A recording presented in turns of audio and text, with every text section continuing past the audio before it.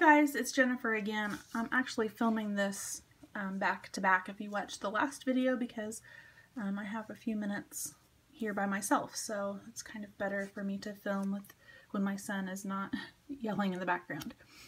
So this next section is tab 5, and it is my cleaning tab, and again it's a very small section, but one that I use frequently.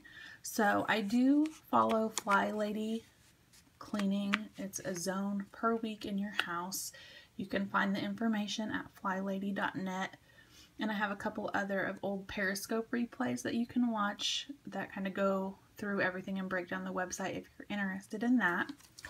But this is just grid paper from So Much Crafting, and I did cut slits in it because when I'm doing my weekly planning, I like to take this out and refer back to it.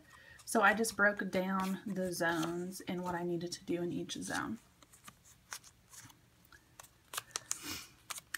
And then I also have some quarterly and monthly tasks, and I use these Planner Kate stickers and the Get It Done inserts from So Much Crafting just to make a list of what I needed to do each month, and that makes it a little less overwhelming.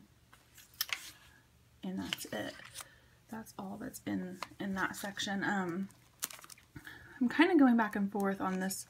I do some cleaning tasks every single month, wash the quilts, check the pantry, clean under the couch, all of those things.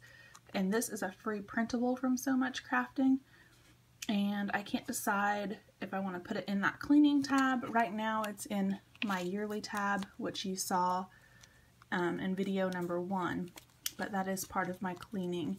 It's just in a separate tab.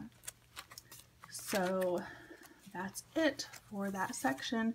Thanks again for watching. If you have questions, as always, comment below, or you can email me. I'm happyplaceplanning@gmail.com.